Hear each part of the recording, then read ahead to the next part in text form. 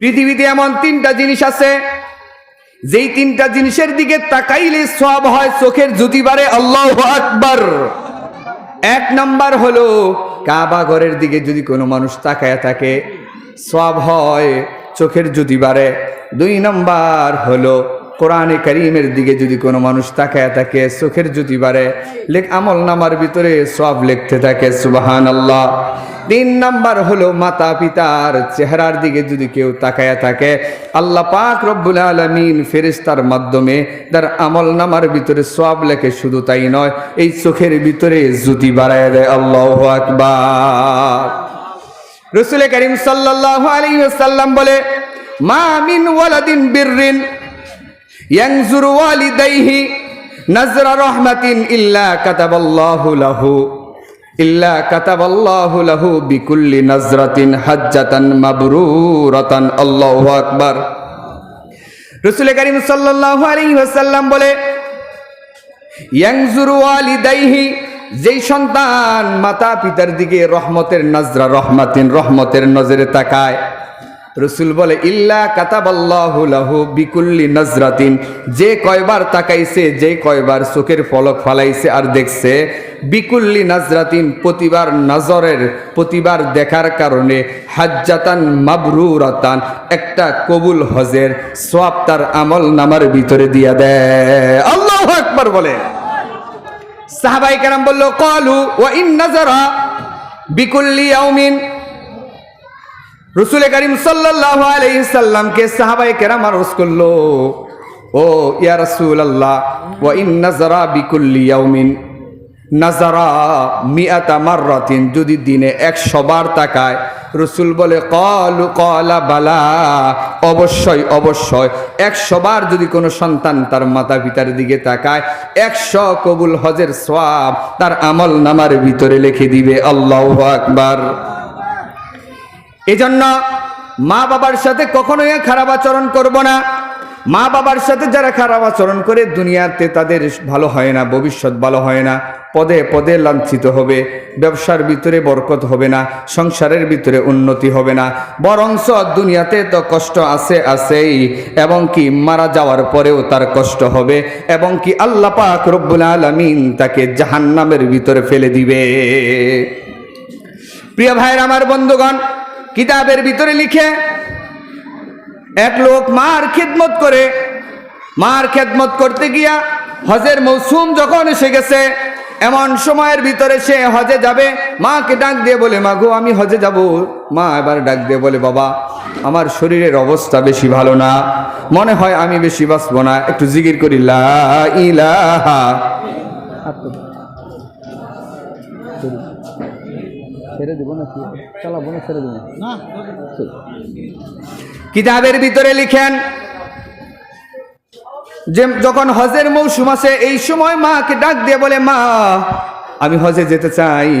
মা এবার ডাক দিয়ে বলে, বাবারে আমার শরীরের অবস্থা বেশি ভালো না, এবছর যদি তুমি হজে যাও হয়তো আমি মারা যাব, আমার জানাজা কে পড়াবে, কাফন দাফনের কে ব্যবস্থা করবে, আর তো কেউ নাই।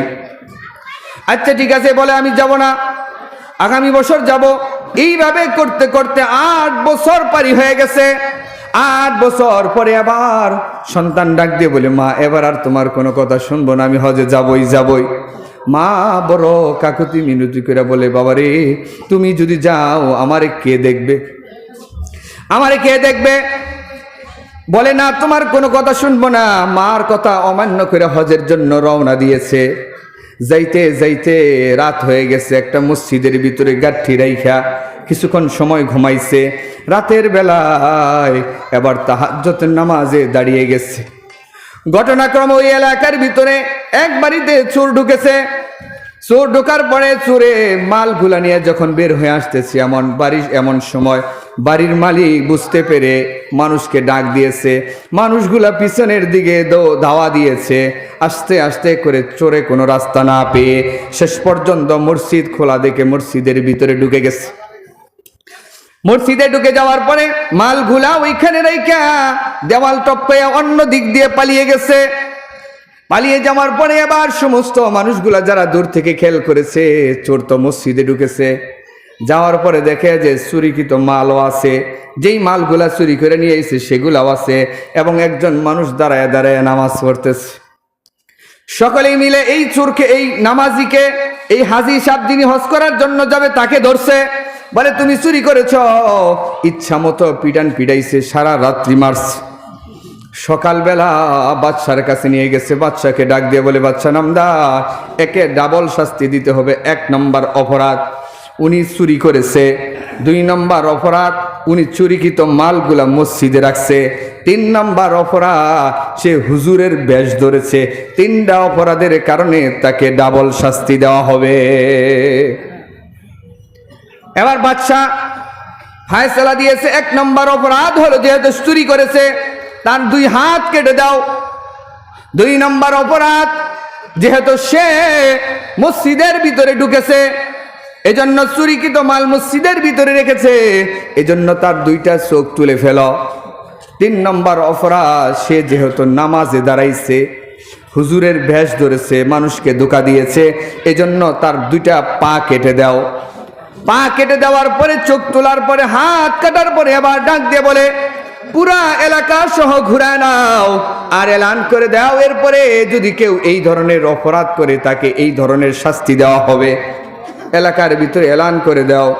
এবার এই হাজি সাহেব ডাক দিয়ে বলে, ও ভাই, আপনি যত বিচার করেছেন সব মাথা পেতে নিয়েছি, তবে আমার একটা কথা শুনেন। কি কথা?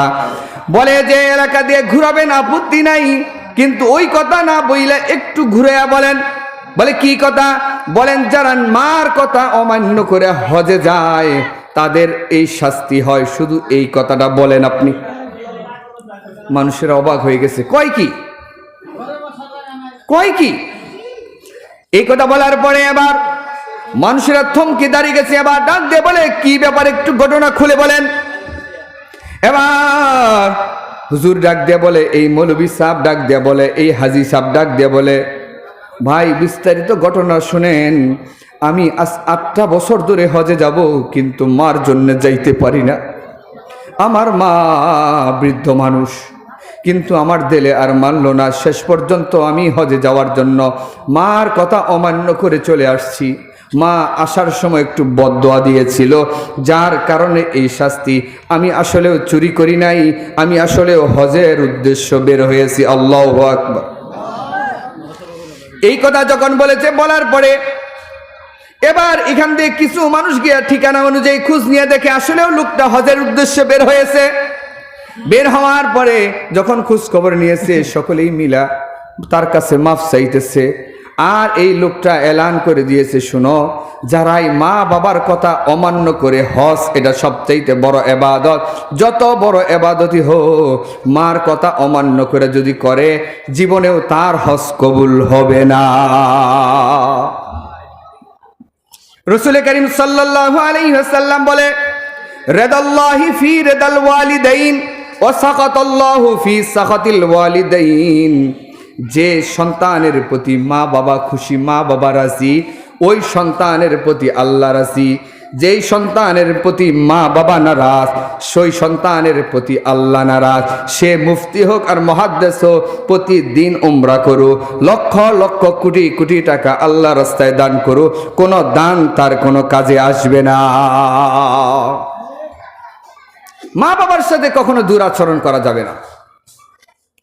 আল্লাহ রাব্বুল আলামিন অনেক শাস্তি আছে, দুনিয়াতে দেয় না, কিন্তু মা বাবার দোয়া আর বদদোয়া, মা বাবা যদি দোয়া করে তাহলে এই দোয়া সাথে সাথে কবুল হয়ে যায়। মা বাবা যদি বদদোয়া করে সাথে সাথে কবুল হয়ে যায়। আল্লাহ রাসূল সাল্লাল্লাহু আলাইহি ওয়াসাল্লাম বলে, সালাসাতু দাওয়াতিন মুস্তাজাবাতুন লা শাক্কা ফি। 3টা দোয়া এমন আছে যেগুলা করার সাথে সাথে কবুল হয়ে যায়। আল্লাহু আকবার। রাসূল বলে, লা শাক্কা ফিহি, এর ভিতরে বিন্দু পরিমাণ সন্দেহ নাই। 1 নম্বর হলো দাওয়াতুল মাজলুম।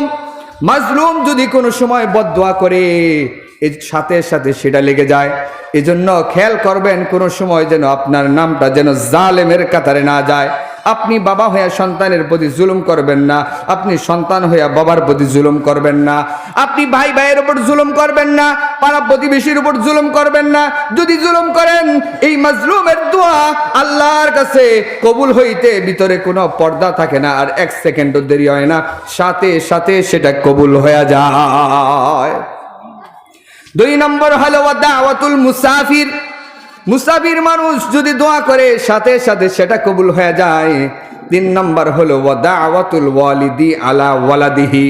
মা বাবা যদি সন্তানের জন্য দোয়া করে এই দোয়ার ভিতরে কোনো পর্দা থাকে না, সাথে সাথে সেটা কবুল হয়ে যায়। সুবহানাল্লাহ। দোয়া যেমন কবুল হয় বদদোয়া ঠিক তেমনই কবুল হয়। দোয়া যেমন ডাইরেক্ট কবুল হয় বদদোয়া তেমন ডাইরেক্ট কবুল হয়, সেটা দেরি হয় না। বুখারীর বর্ণনা, জুরাইজ নামক একজন আবেদ ছিল, দিনভর রোজা রাখতো, রাতের বেলায় দাঁড়ায় দাঁড়ায় তাহাজ্জুদের নামাজ পড়তো। এলাকার ভিতরে প্রসিদ্ধ হয়ে গিয়েছিল, একটা এবাদতের ঘর বানাইছে, সেখানে এবাদত করে। এলাকার মানুষেরা প্রথম সিজনের ফল যেমন আছে পেঁপে গাছের পেঁপে পাকলে জুরাইজকে হাদিয়া দিত, পিঠা চিটা বানাইয়া তাকে হাদিয়া দিত। সবাই বুজুর্গ হিসাবে তার কাছ থেকে দোয়া নিত। একদিন হঠাৎ করে তার মা আসছে, জুরাইজ দেখেন নামাজের ভিতরে, আয়া ডাক দিছে, ইয়া জুরাইজ।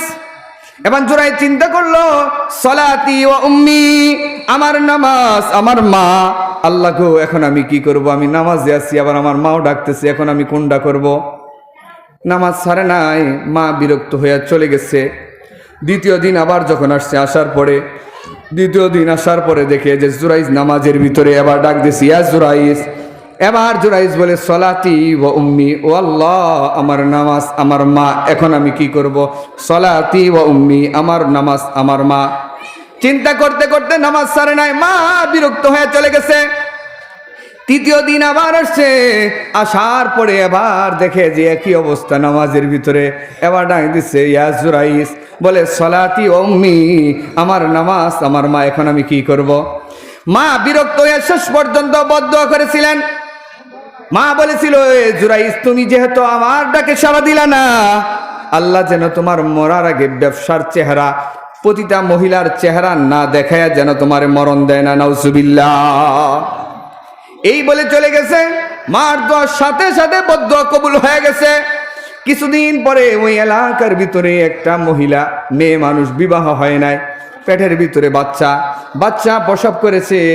এলাকার মানুষেরা ধরছে যে কি ব্যাপার, এই বাচ্চা কোত্থেকে আসলো, কেমনে কি ব্যাপার? এবার এই মেয়েটা ডাক দিয়ে বলে, এর বাবা হচ্ছে ওই যে তোমরা যাকে বুজুর্গ মনে করো, এবাদত করে সারাদিন, হাদিয়া তোফা নিয়ে দাও, ওই জুরাইজ এই আকামটা করছে, এই কুকামটা করছে।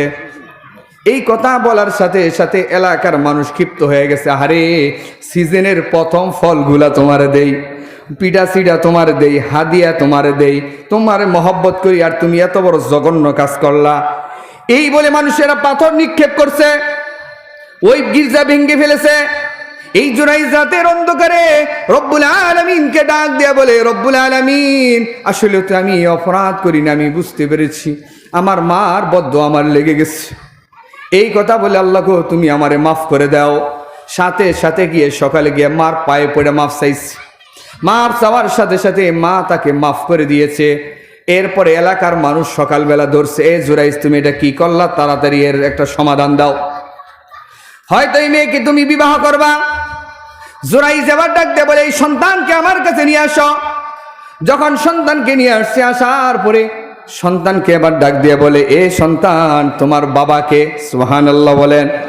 মানুষের অবাক হয়ে গেছে, কেবল 2-3 দিন হয়েছে, এই ছোট্ট বাচ্চা কেমনে কথা বলবে? আল্লাহ পাক রব্বুল আলামিন সাথে সাথে এই ছোট্ট বাচ্চার জবান খুলে দিয়েছে। আল্লাহু আকবার। সাথে সাথে জবান খুলে দিয়েছে। এই ছোট্ট বাচ্চা ডাক দিয়ে বলে, তোমরা এই জুরাইজকে দোষিও না, আমার বাবা হলো অমুক এলাকার রাখাল, গরু রাখে, ওই রাখাল হলো আমার বাবা, এই জুরাইজের কোনো অপরাধ নাই। সুবহানাল্লাহ। মার বদদোয়ার কারণে দেখছেন কি হয়েছে? শেষ পর্যন্ত যখন মার কাছে ক্ষমা চাইছে, মা মাফ করে দিয়েছে, আল্লাহ পাক রব্বুল আলামিন খুশি হয়ে গেছে, এই ছোট্ট শিশুর জবান খুলে দিয়েছে। সুবহানাল্লাহ।